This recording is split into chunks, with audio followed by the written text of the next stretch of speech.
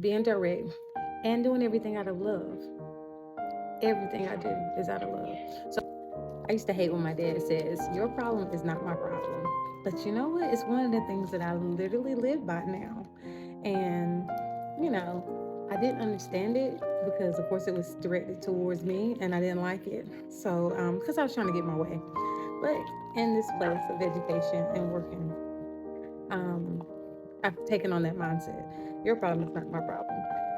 And it's definitely been one of the ones that statements that I adhere to in a lot of different areas. Where I'll just be like, "That's not my problem."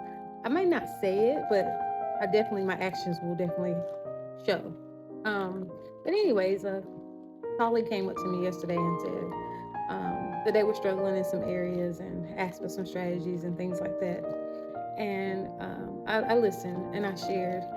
And one of the things that I reflected on, and I just began to just do some self-evaluations about what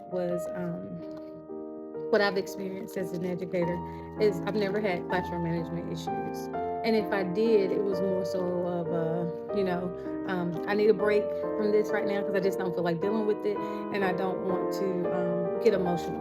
But I will say, I believe one of the main reasons for never having to deal with disruptive children or not having classroom management in a place that was unmanageable, I've always was able to maintain good classroom structures because I was consistent. Every day, the kids knew exactly what to expect. They knew exactly what was going to come out of my mouth. And I mean, I'm so consistent in the sense of every day, these expectations were going to be on the board. It was going to look this way. And I was very clear and direct. I am very clear and direct when I talk to students.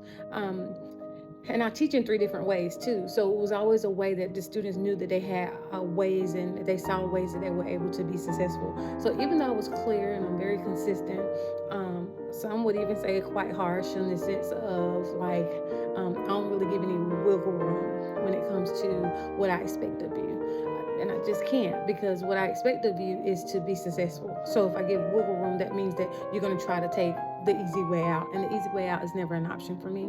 So when people come to me and say, "How do you have this?" I literally don't yell. I don't speak in a way that I will ever tear down a student. I'm always speaking in a way to make it come back inward, where you are reflecting on your actions, and I hold you accountable in every way. So if I give you the expectations, I'm going to hold you accountable. I'm also going to hold myself accountable to make sure that I hold you accountable. It's not an ego-driven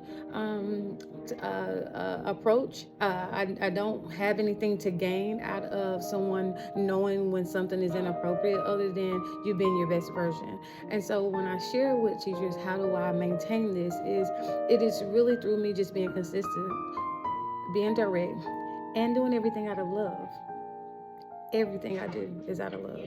So when I'm walking down the hallway and I'm saying, I literally don't have to say anything now, but in the first 10 days of school or in those times that I have to go back and revisit some things, I'm very direct in the sense of saying, is that what the expectation is? Is that how we're doing that? And I wanted to come on here and share that because now, if you made it and you decided to stay after January, after holiday break, you may be coming to the place and you're like, why aren't they listening? Why do I have all these classroom management skills? It's because they got wiggle room. They saw where they could do whatever they wanted to do. And you may say, "No, I was very consistent, I did that," and maybe so. But start over tomorrow and continue to be consistent, because just like we know, if they see a way that they can do what they want to do, and I'm talking about students and sometimes individuals in different types of relationships, they're going to do it. People are people, students are people, and that's what's worked for me.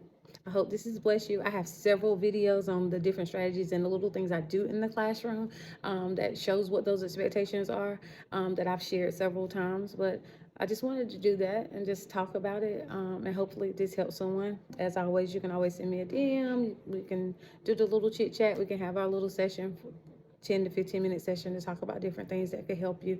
I'm here for you.